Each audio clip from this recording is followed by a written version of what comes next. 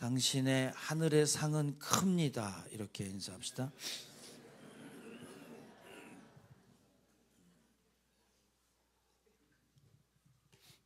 이제 고3 애들이 이제 대학 이제 정하게 되는 때가 됐습니다. 이제 수능 성적이 발표됐는데 되게 시험 보면 시험 잘 봤다 그래요? 못 봤다 그래요? 못 봤다 그래요? 못 봤다는 얘기는 자기가 수고하고 애쓴 것만큼 성적이 나왔다는 겁니까? 안 나왔다는 겁니까? 안 나왔어요? 안 나오면 속상하죠. 그런데 열심히도 안 했는데 점수 잘 나온 애들이 있어요? 없어요? 있어요. 재수 없어요. 그런 애들은. 그럼 걔네들은 왜 별로 공부 안 했는데 점수가 잘 나올까요?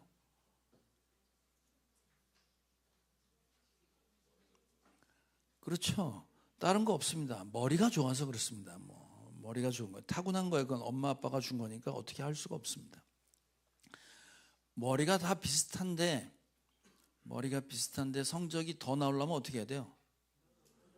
더 앉아 있어야죠. 내가 노력한 것만큼 점수를 받는 게 맞죠? 아니에요? 맞잖아요. 한 10시간 설교 준비한 목사와 1시간 그 챗 GPT 갖고 설교 준비한 목사가 똑같이 월급을 받으면 됩니까? 안 됩니까? 에?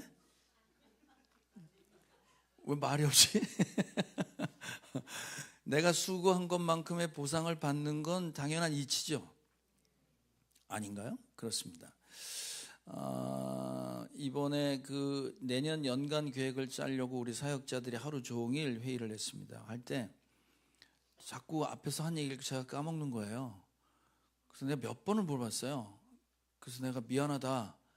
예전에는 안 그랬는데 조그맣게 한 얘기를 내가 자꾸 잊어버린다.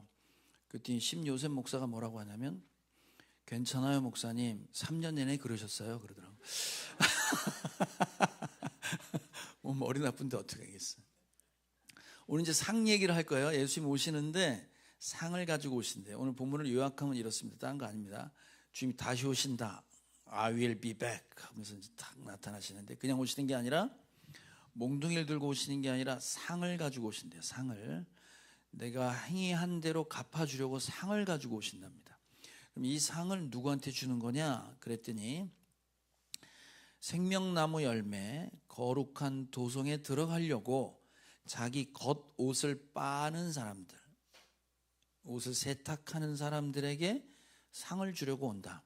반면에 그 반대 사람을 뭐라고 하냐면 개들, 우상 숭배자들, 살인자들, 거짓을 행하는 사람들은 도성에 들어가지 못할 것이다. 이렇게 얘기하면서 예수님 뭐라고 말씀하시면 내가 이 계시록 전체 말씀을 너에게 주었다. 준 나는 누구냐? 알파와 오메가 시작과 끝 처음이며 마지막이고 다윗의 뿌리이며 다윗의 자손이고 샛별인 내가 말한다. 이제 이 얘기가 전체 주제입니다. 내용이에요.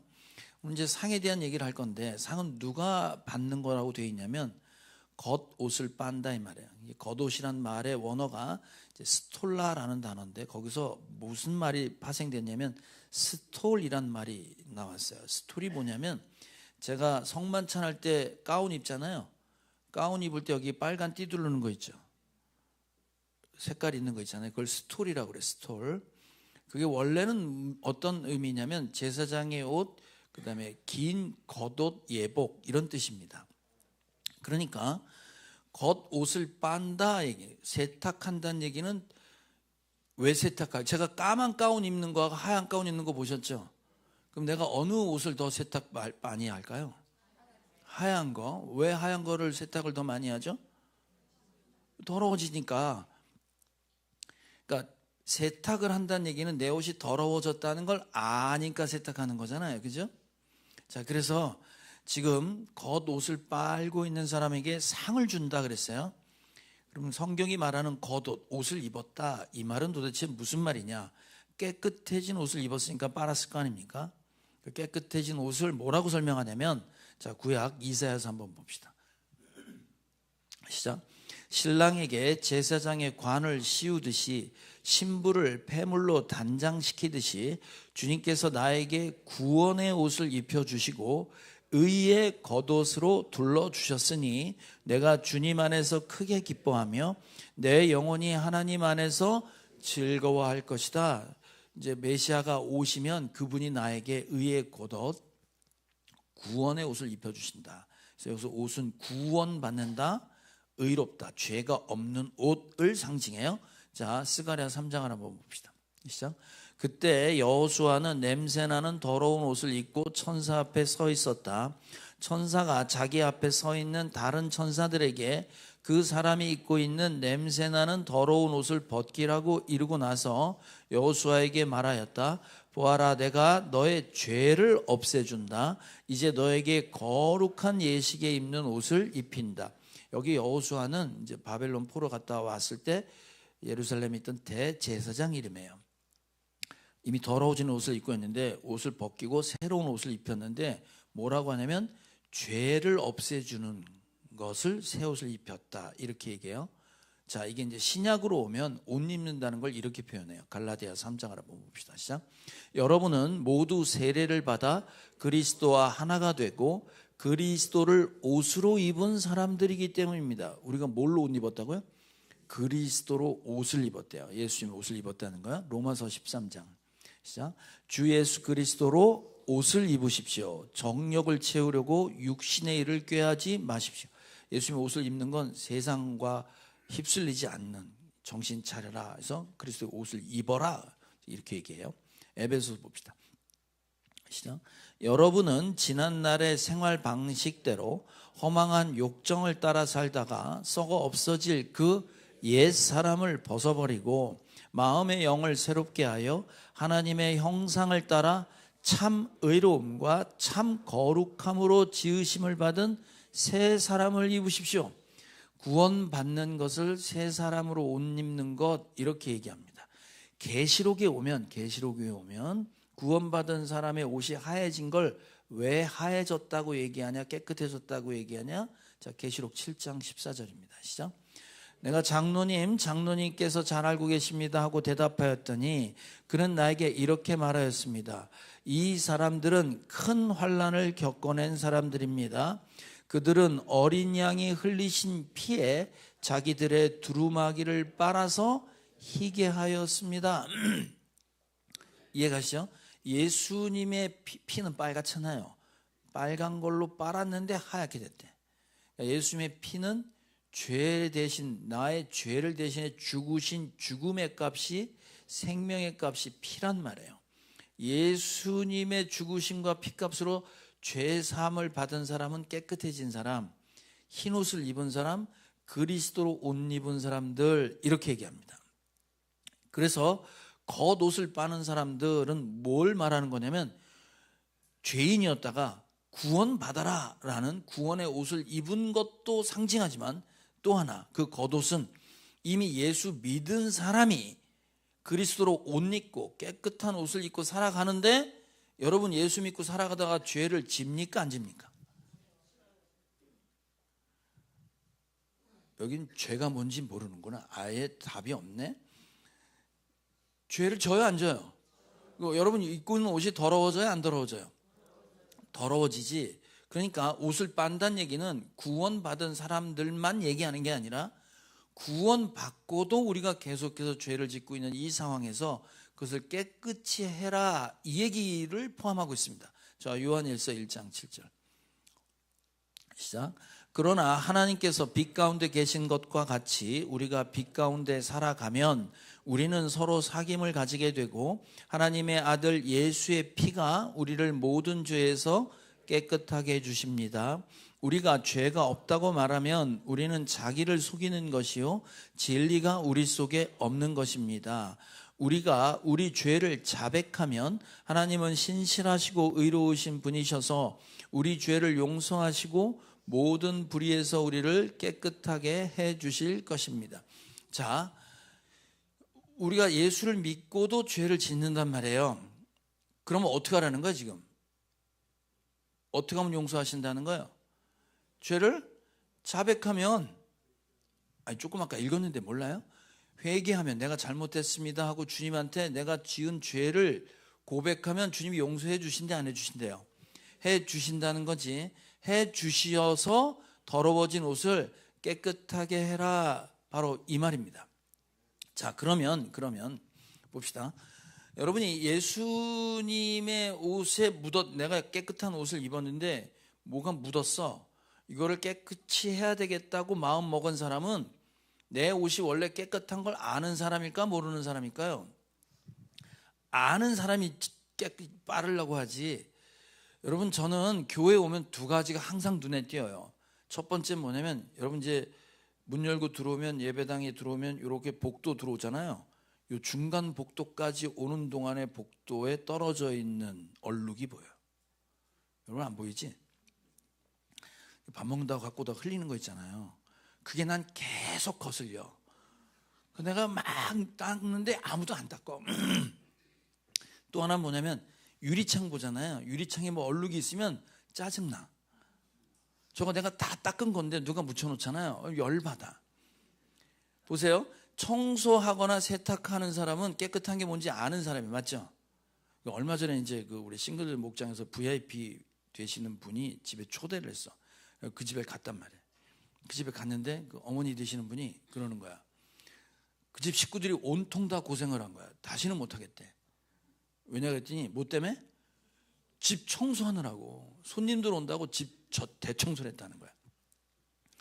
자, 그분들은 새 집에서 살다가 지저분한 걸 아니까 청소했는데 우리는 그 집에 처음 갔거든. 청소했는지 안 했는지 알아 몰라. 우린 몰라. 그게 얼마나 깨끗했었는지 모른단 말이에요. 깨끗한 걸 아는 사람이 뭔가 더러운 게 묻었구나를 알게 되고 그것을 청소하게 됩니다. 자, 그러면 옷에 묻었다는 건 무슨 떡볶이 국물 흘렸다 이런 뜻이 아니라 내가 뭐가 묻었냐 할 때 죄라고 하고, 그 죄라고 얘기하는 죄는 하나님 없다가 죄인데 계시록에서 끊임없이 계속 얼룩지게 뭘 묻히는 거를 뭐라고 상징했냐면 지금 우상 숭배자들, 살인자들, 음행하는 자들 이렇게 표현했단 말이에요. 계시록에선 끊임없이 하나님 나라의 완성과 바벨론의 멸망을 얘기하잖아요. 따라서 지금 우리를 유혹하고 묻히는 건 바벨론입니다. 뭐라고요? 바벨론은 뭐냐면 부귀영화, 부자 되는 것, 명품 옷 입고 금은 보석으로 치장을 하고 온갖 쾌락의 잔에, 금잔에 온갖 쾌락을 가지고 놀고 있는 이런 사람들, 그것이 유혹이 된다 이 말이에요. 우리한테 그걸로 계속 공격하고, 그래서 그것을 거부하게 되면 핍박받고 조롱당하고 왕따당하고 가난해지고, 이렇게 살았던 초대교회 예수 믿는 사람들에게 썼던 글이 요한계시록이니까 이 사람들은 그런 입장에 서서 바벨론의 공격이 너무 심했던 거예요. 이 유혹에서 이기는 게 쉽지 않았다 이 말이에요. 그러니 옷을 계속 빨고 내가 주님의 정절을 지킨다는 게 쉽지 않다, 성경은 이렇게 얘기하는 거예요. 그래서 상이라고 말할 때 그러면 이 사람들에게 주는 상은 과연 뭘까입니다. 오늘 이제 상급을 준다고 그러잖아. 주님이 상을 들고 오신다고 그랬단 말이에요. 그럼 열심히 세탁을 하고 예수 믿는 걸 따라가려고 애썼던 사람들한테 주는 상은 뭘까입니다. 쉬운 예를 하나 드릴게요. 춘향전 아시죠? 춘향전. 그 남원이라는 도시에 그 군수 혹은 시장의 아들이 이몽룡이었어요. 이 이몽룡이가, 춘향이 엄마 이름이 뭐? 월매 직업은? 기생. 이거 어떻게 초등학교를 다시 해야 되나? 기생의 딸이에요. 춘향이가 기생의 딸이야. 천민이야. 노비 신분이에요. 양반집 아들이야. 둘이 관계가 안 되는 처지인데 눈이 맞은 거야. 그래서 사랑했네. 그래서 둘이 완전히 사랑에 빠졌는데 아버지가 한양으로 이제 부름받아서 다시 올라간 거야. 그러면서 헤어졌어요. 헤어진 때 이몽룡이 뭐라 그러냐면 내가 너를 데리러 다시 올게 그랬어요. 다시 올 땐 내가 너랑 결혼할게 이런 약속을 하고 정표를 주고 갑니다. 옷 가락진지 옷 놀이개인지 아무튼 주고 춘향이는 버선 한 켤레를 줘요. 가지고 가고 새로운 시장이든 군수든 부임을 한 거야.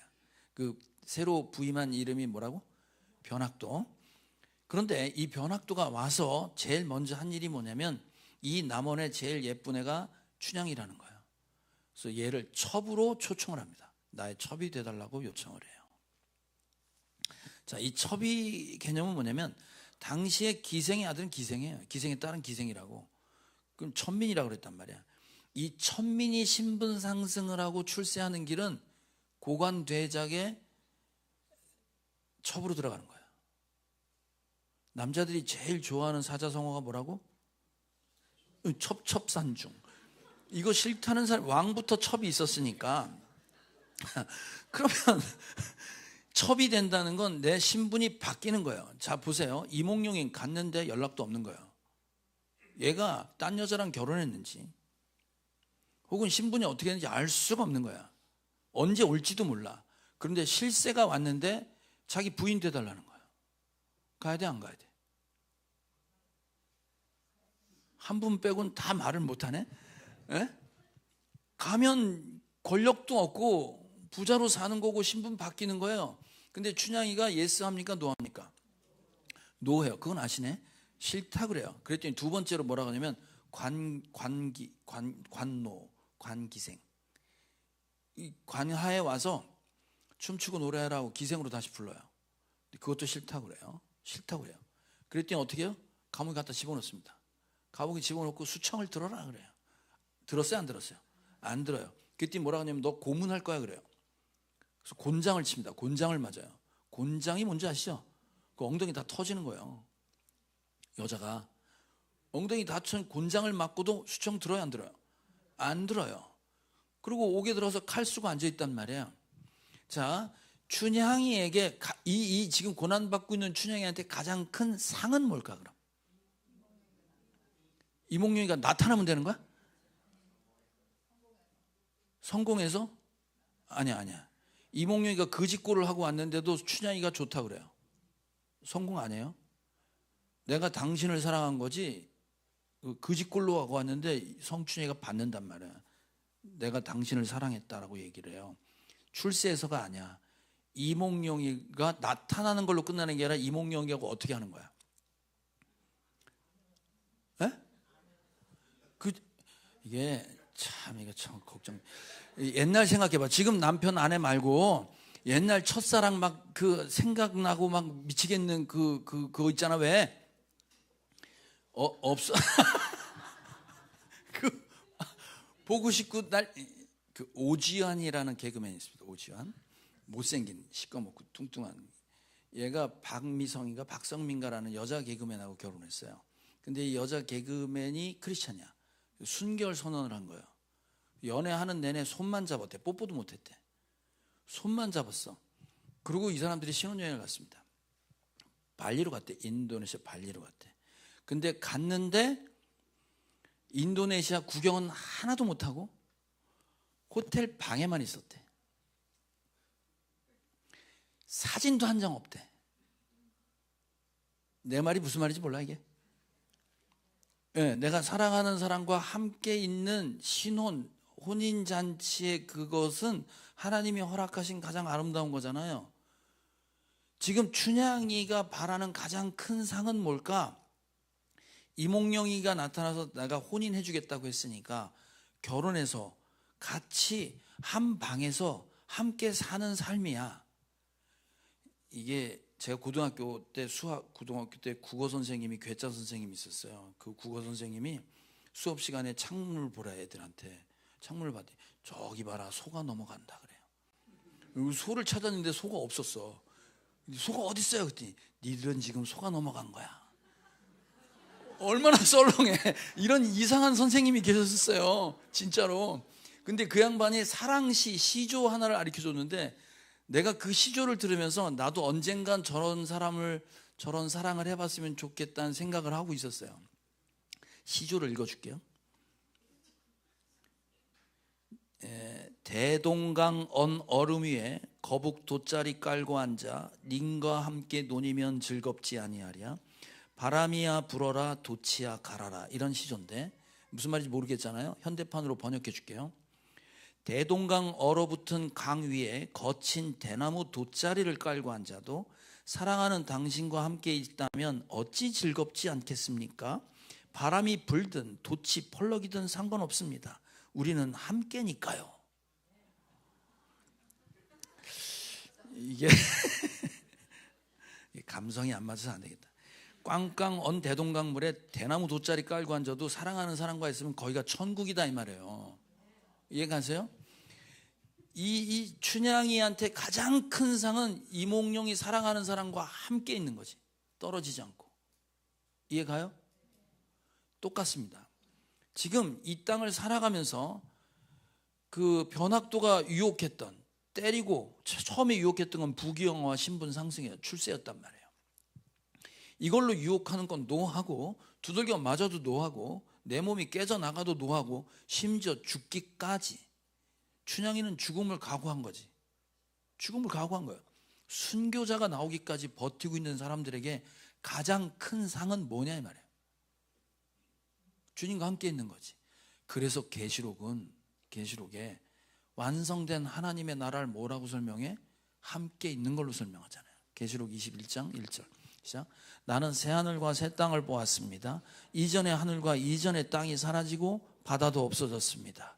나는 또 거룩한 도성 새 예루살렘이 남편을 위하여 단장한 신부와 같이 차리고 하나님께로부터 하늘에서 내려오는 것을 보았습니다. 그때 나는 보좌에서 큰 음성이 울려 나오는 것을 들었습니다. 보아라, 하나님의 집이 사람들 가운데 있다. 하나님이 그들과 함께 계실 것이요 그들은 나의 백성이 될 것이다. 신부가 신랑을 맞이하듯이 하나님의 집이, 장막이 우리 가운데 있어서 그 집에서 떨어지지 않고 함께 있는 것을 하나님의 나라 완성된 천국이라고 설명하고 있는 거예요. 그래서 진짜 상은 뭐냐? 이게 상인 거예요. 그분과 함께 있는 임마누엘, 나를 사랑했던 그분과 함께 있는 것을 가장 큰 상이라고 성경은 얘기하고 있습니다. 그러면 이 구원과 완성된 이 상 말고 계시록을 처음 시작할 때 7교회 얘기하시죠. 그 7교회에 무던히 싸웠던 그 성도들이 싸웠던 자들이 있었습니다. 세상의 이단과 또 핍박과 가난과 그 이세벨의 유혹과 여러 가지 공격에서 싸워 이기고 있던 사람들이 있었어요. 그래서 주님이 뭐라고 말씀하시냐면 7교회마다 이기는 사람들에게 주는 상이 있었어요. 기억나시죠? 물론 다 까먹으셨겠지만 7개의 교회, 이기고 전투하고 있는 교회, 열심히 싸우고 있는 사람들의 줄 상을 설명했는데, 여러분이 지금 천국 가면 내가 상 받을 거다 할 때 그 상은 내가 몇 평짜리 아파트에서 얼마나 좋은 걸 먹고 사냐의 문제가 아니에요. 성경 그렇게 얘기하지 않아요. 자, 에베소 교회 이기는 사람한테 준 상을 한번 볼게요. 시작. 이기는 사람에게는 내가 하나님의 낙원에 있는 생명나무의 열매를 주어서 먹게 하겠다. 영생이에요, 영생. 자, 서머나교회 시작.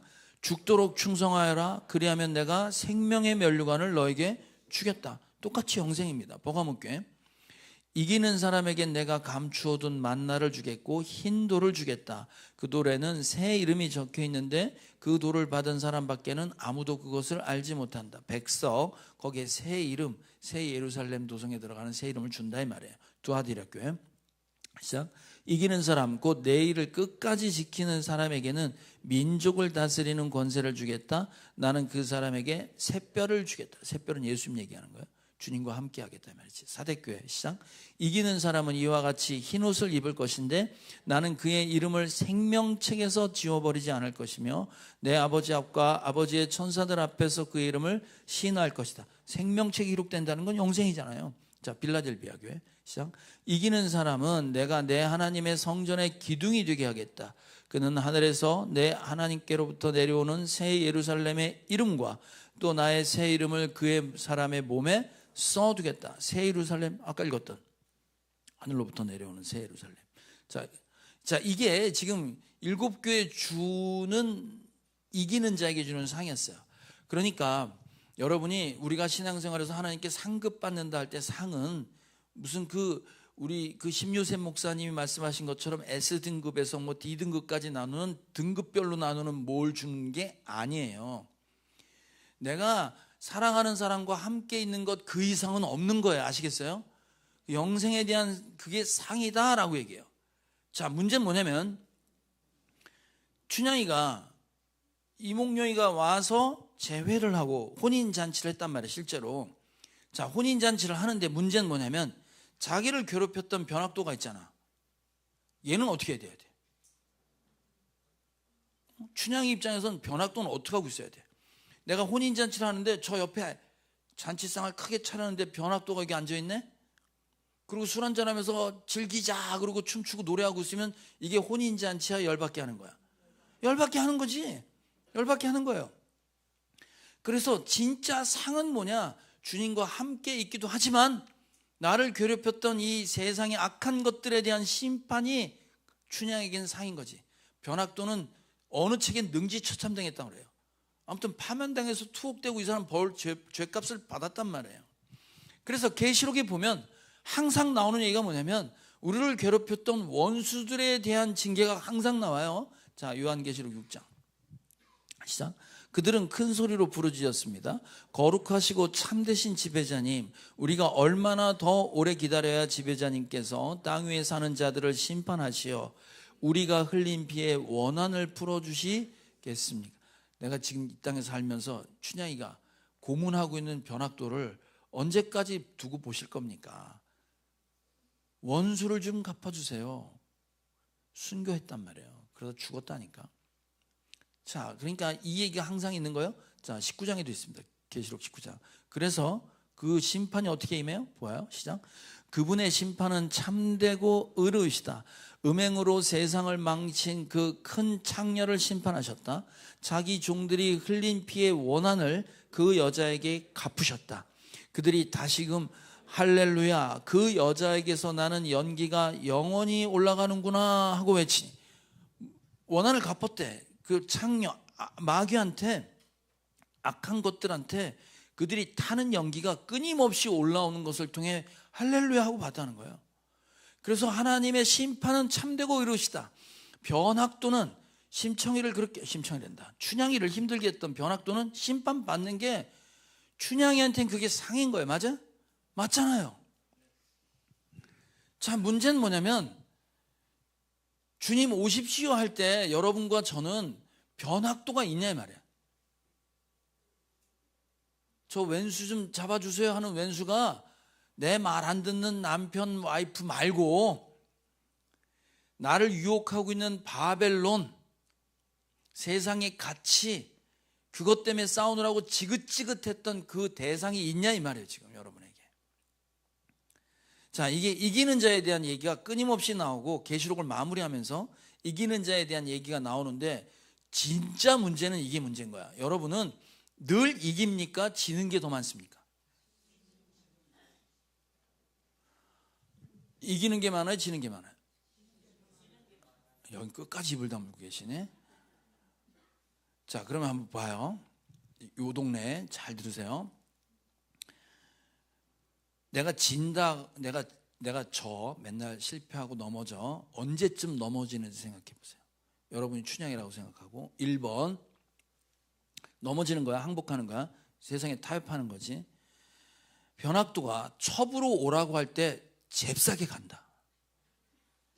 볼 것도 없다. 환승연애. 이몽룡이 나타나지도 않는데 뭘 따져. 신분이 올라가고 부귀영화 권세를 누리는데 당연히 가야지. 이거 지금 말로 바꾸면 판검사 혼인자리 나온 거예요. 가야 돼, 안 가야 돼? 가야지. 1번 첩으로 오라고, 자기 아내 돼달라고 하는 권력 앞에 바로 간다. 2번 처음에 노 했더니 그 다음에 기생으로 오라 그랬지. 에? 기생으로 오라 그랬는데 기생으로 갈 바야 첩이 낫잖아. 그래서 다시 말을 바꿔 첩으로 다시 가겠습니다 하고 바로 돌아간다. 3번 첩도 노했고 기생도 노했어. 감옥에 가둔다 그래. 감옥에 가둔다고 하니까 쫄아서 바로 항복하고 수청 둔다. 그 다음 감옥까지 가서 가만히 앉아있어 보니까 이거 장난이 아니네. 그래서 감옥에 들어가서 며칠 있다가 수청 든다. 그 다음 곤장을 때리겠대. 곤장 때리겠다는 말을 듣자마자 쫄아서 바로 수청 든다. 한 대 맞고 이건 아니구나 하고 바로 꺾어진다. 언제 넘어가실래요? 여러분 수준은 어느 수준이야? 1번, 2번, 3번, 4번, 5번, 6번, 7번. 네? 자, 여기서 내가 1번이고 2번이다 생각하는 사람들은, 이 사람들은 생명의 삶 들어야 돼요. 이 사람들은 하나님을 모르는 사람이야. 이몽룡을 모르는 거야. 이몽룡을 모르는 거야. 이몽룡하고 사랑해본 적이 없기 때문에 그냥 바로 가는 거지. 이 사람들은 생명의 삶 듣거나 내년 2월 달에 연합교회 그 수련회 할 때 게스트로 참석하세요. 네? 자, 문제는 뭐냐면 여러분이 노할 수 있는 건 이몽룡이를 만나서 사랑했다는 것 때문에 노한 거지. 여러분 예수 믿고 나면 세상에 유혹이 있으면 이건 아닌데 하고 느껴져 안 느껴져? 느껴지지. 예수님이 누군지 아는 사람은요, 필연적으로 내가 사랑을 해봤기 때문에 이 사랑을 배신하는 게 불편해져요. 그런데 문제는 뭐야? 그걸 지키려고 하다 보니까 유혹도 오고 핍박도 오고 어려운 거예요. 그 핍박이 올 때 여러분은 과연 얼마나 버틸 거냐 이 말이지. 끝까지 버텨서 순교하는 사람이 나올까? 그래서 성경은 피 흘려 목 베인 자들에 대한 상을 따로 얘기합니다. 끝까지 가는 사람들. 문제는 뭐냐면 그게 없다는 거지. 우리 현실 가운데서는요, 언젠가 넘어지지만 실제로 여러분 곤장 맞으면서 버틸 자신 있어요? 없지. 없어요. 저는 곤장 때리려고 하면 무서워서 바로 꼬랑지 내는 것 같아요. 저는. 왜 비웃으세요? 네. 실제로 그렇단 말이에요. 자, 문제는 뭐냐면 그러면 우리들의 상은 어떻게 되냐 이거지. 저와 여러분의 상은 어떻게 되냐. 맨날 자빠지는데, 맨날 타협하는데. 그거 주님 모른다고 하는 거랑 똑같단 말이에요. 그럼 우리 상은 사라지는가에 대한 문제입니다. 어떻게 생각하세요? 사라질까요? 안 사라질까요? 여러분, 춘향의 입장에 있어서 너 수청을 안 들면 고난받게 될 거야 라는 말만 듣고 바로 배신한 사람이 있어요. 베드로가 그랬습니다. 네? 베드로가 그랬어요. 어떤 여자아이가 너 예수님이랑 같이 다녔지 하는 말에 바로 배신 때리잖아요. 그죠? 그랬잖아요. 여러분, 이거 시작도 하기 전에 배신 때렸어요. 그럼 여러분 입장 바꿔놓고 생각해봐. 여러분 예수님이라고 생각하면 3년 동안 데리고 있었는데 고난의 고자도 아직 시작도 안 했는데 바로 배신 때리고 그냥 가버렸단 말이에요. 그럼 이런 애는 어떻게 해야 돼? 예? 이런 애는 어떻게 해야 되냐고 묻어버려야지 이걸. 여러분 그래서 주님이 우리가 얼마나 연약해서 자꾸 자빠지는지, 우리가 얼마나 죄를 많이 짓고 있는지를 설명하시려고 역사 가운데 실제로 보여주신 게 있어요. 뭘 보였냐면 호세아한테 창녀랑 결혼해라 그랬어요. 음란한 여자랑. 결혼했네? 여러분이 결혼했다고 쳐봐. 어떤 여자랑 결혼했어. 결혼했는데 이 여자가 애를 데리고 와서 애를 낳는데 나랑 닮은 데가 하나도 없는 거야. 딴 남자 애를 배 갖고 온 거야. 3명이나. 첫째, 둘째, 셋째가 다 남의 애야. 물론 첫째 애는 그 사람 애라고 볼 수 있는데 어쨌든 남의 애야. 그랬다. 그럼 여러분 남의 애를 낳고 있으면 이 사람 데리고 살아야 돼? 돌로 쳐 죽여야 돼? 아니 뭐야, 남의 애를 낳으셨어요 다들? 왜 이렇게 동정하지? 아니 그거 참을 수 없는 거 아니에요? 어떻게 해? 그 남의 애를 가서 배 갖고 뻘렁 낳고서 멀쩡히 살고 또 다른 남자 만나고 애를 배 갖고 와서 우리 집에서 애를 낳는 거야. 결국 이 여자 어떻게 돼? 바람나서 나가버려요. 아예 나가버려요. 딴 남자 사랑한다고 쫓아가고 갖고 살다가 노예로 팔려갖고 거기서 기생 노릇하고 있는 거야. 근데 주님이 뭐라고 그랬어요? 그 여자를 가서 사랑하라고 그래. 그래서 이 여자를 어떻게 하냐면 돈 주고 사오라고 그래. 그럼 여러분 어떻게 하실래요? 결국 바람나서 딴 놈 갖다가 창녀짓 하고 있는 거를 돈 주고 사오면 왜 사올까? 우리의 정서는 사다가 어떻게 해야 돼? 묻어버려야 되는 거 아니야? 그렇잖아. 자, 그때 하나님 뭐라고 말씀하셨는지 한번 봐요. 자, 호세아 3장입니다. 시작. 주님께서 나에게 또 말씀하셨다. 너는 다시 가서 다른 남자의 사랑을 받고 음녀가 된 그 여인을 사랑하여라. 이스라엘 자손이 다른 신들에게로 돌아가서 건포도를 넣은 빵을 좋아하더라도 나 주가 그들을 사랑하는 것처럼 너도 그 여인을 사랑하여라. 그래서 나는 은 15세겔과 보리 한 오멜 반을 가지고 가서 그 여인을 사서 데리고 왔다. 나는 그 여인에게 말하였다. 당신은 많은 날을 나와 함께 살면서 창녀가 되지도 말고 다른 남자와 관계를 맺지도 말고 나를 기다리시오. 그동안 나도 당신을 기다리겠어. 봐요. 완전 또라이야. 그 여자 사다 불러다 앉혀놓고 뭐라고 얘기하는 거냐면 싸대기를 때리거나 곤장을 쳐야 되는데 그게 아니라 제발 딴 놈 따라가지 마라. 바람 피지 마라. 너 나한테 돌아올 때까지 나도 기다리겠다고 기다리고 앉았어.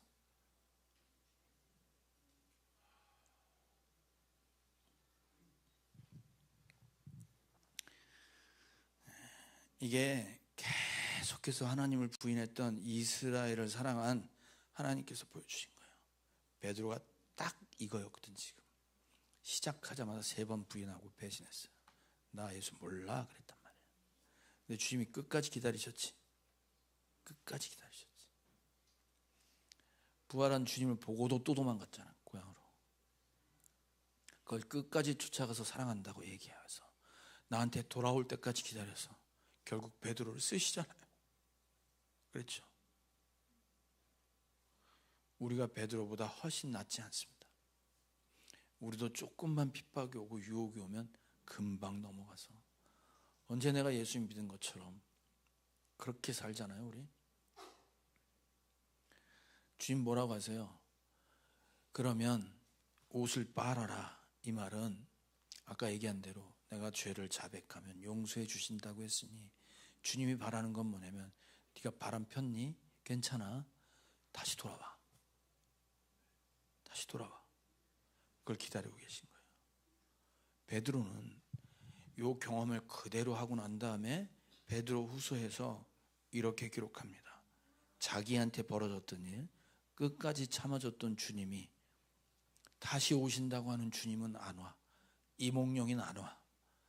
세상은 힘들어. 언제 오시나 했던 베드로가 고백했던 사랑의 고백이에요. 베드로 3장 시작. 사랑하는 여러분, 이 한 가지만은 잊지 마십시오.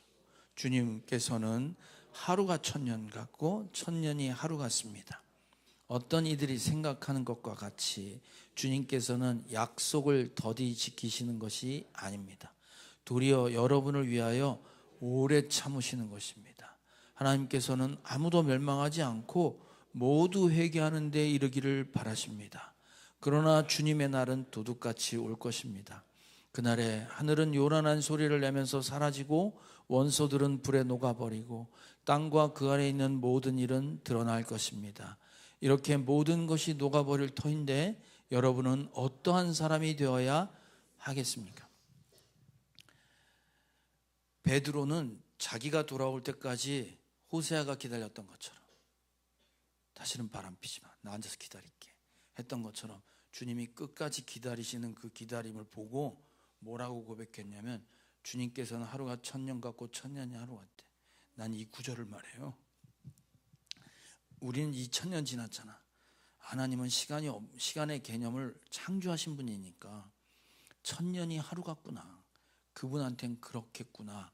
저 이렇게만 생각했어요. 이 본문을 자세히 보니까 주님이 뭐라고 되어 있냐면 주님께서는 하루가 1000년 같다 그랬어요.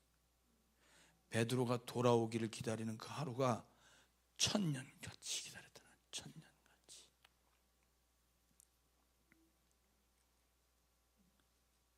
이게 우리가 회개하고 모두가 돌아오기를 바라서 하나님께서 쓰러지고 자빠지고 늘 항복하고 넘어지고 있는 우리에게 끊임없이 기다리고 내게 돌아오라고 하시면서 마침내 그 상을 주시고 마침내 혼인잔치에 들어가도록 하시는 하나님의 일하십니다. 우리는 주님 사랑한다고 했으면서 그 사랑하는 주님을 함께하는 그 소망을 갖고 이 땅에서 들어오고 있는 바벨론의 유혹과 핍박을 잘 이기십시오.